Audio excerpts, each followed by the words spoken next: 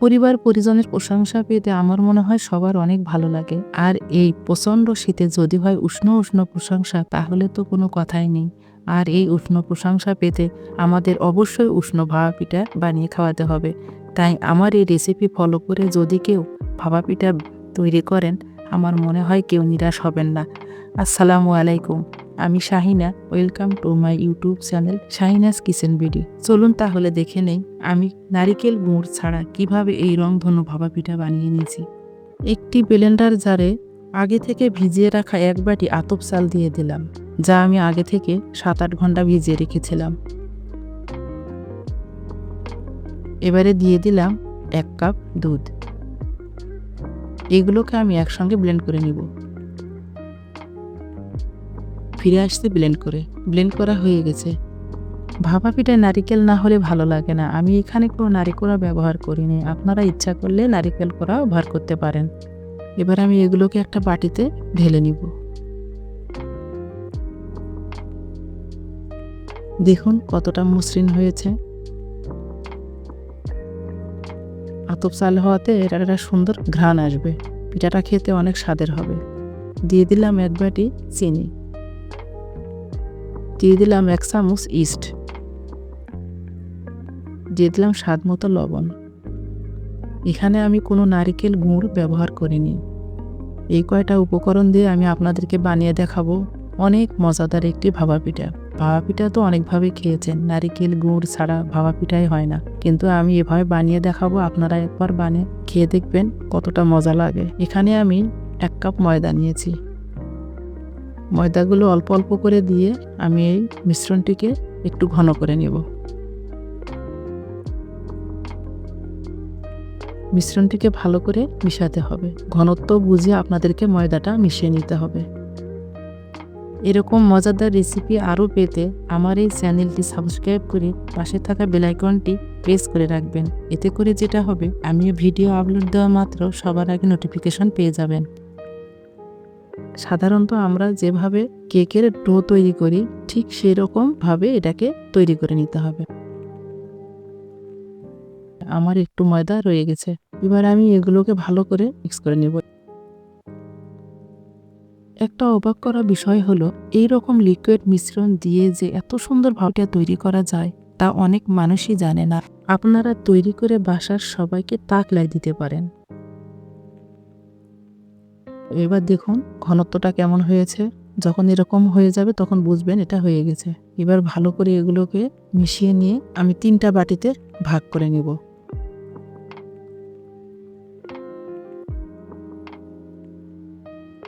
এর জন্য আমি 2টা বাটি নিয়ে নিলাম।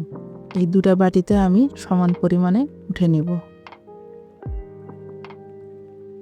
মানে এই মিশ্রণটিকে আমি 3 ভাগ করে নেব।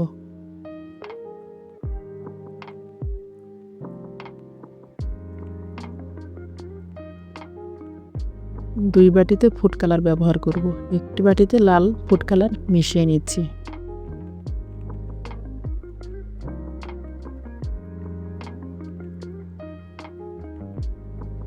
আর একটিতে হলুদ ফুড কালার মিশাবো। দেখুন কালার মিশানোর পর কত ভালো লাগছে। এই মিশ্রণটিকে যদি একটু রেস্টে রাখা যায়, তাহলে ভাপা পিঠাটি অনেক স্পঞ্জি হবে। কিন্তু আমার হাতে সময় না থাকার কারণে আমি আপনাদের সঙ্গে সঙ্গে করে দেখাচ্ছি। আপনারা অবশ্যই 30 মিনিটের জন্য রেস্টে রেখে দিবেন। এখানে আমি একটা কেকের মোল্ড নিয়েছি, সেই মোল্ডে আমি সাদা মিশ্রণটি ঢেলে দিলাম। মোল্ডে আগে থেকে আমি একটা কাগজ এবং তেল মিশিয়ে রেখেছিলাম।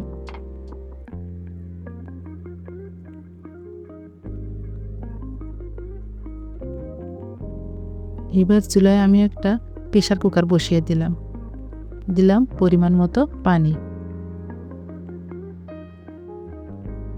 এবার এই স্ট্যান্ডটাকে বসিয়ে দিলাম। আমি এই ভাপা পিঠাটাকে প্রেসার কুকারে বানিয়ে দেখাবো। এবার এই মোলটাকে ভিতরে আমি বসিয়ে দেব। এইবার প্রেসার কুকারের সিটিটা খুলে আমি প্রেসার কুকারটাকে লক করে দেব। ফিরে আসবো 6 মিনিট পর। 6 মিনিট পর ফিরে আসলাম। এবার আপনাদেরকে খুলে দেখিয়ে দেই। আমার সাদা লেয়ারটি হয়ে গেছে। আমি উপরে কিছু কিশমিশ দিয়ে দিব।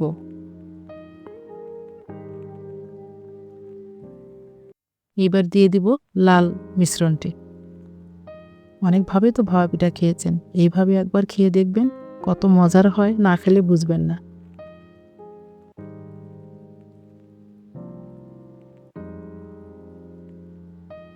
এবার আবারও আমি ফিরে আসব 6 মিনিট পর।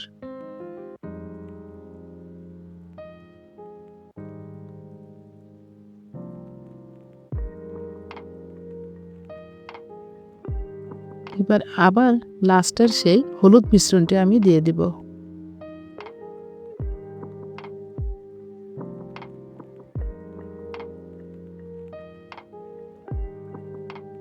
এই ভাপা পিঠাটিকে আপনারা কেকও বলতে পারেন। লক করে ফিরে আসব 10 মিনিট পর।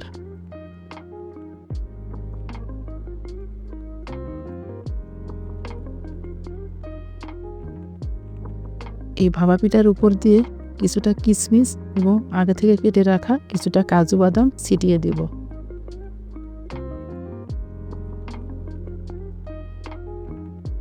আবারও আমি ফিরে আসব 5 মিনিট পর।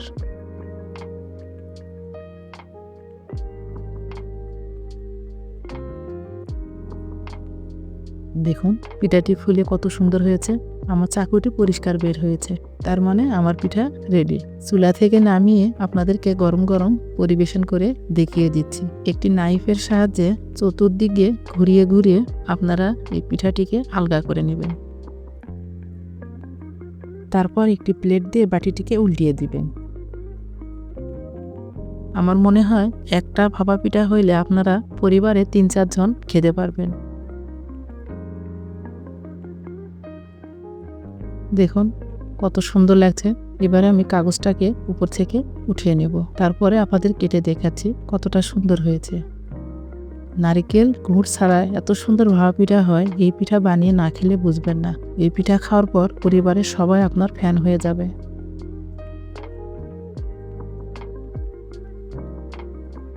অবশ্যই এভাবে রেসিপিটা আমার একবার বাসায় ফলো করবেন। দেখুন কত সুন্দর হয়েছে।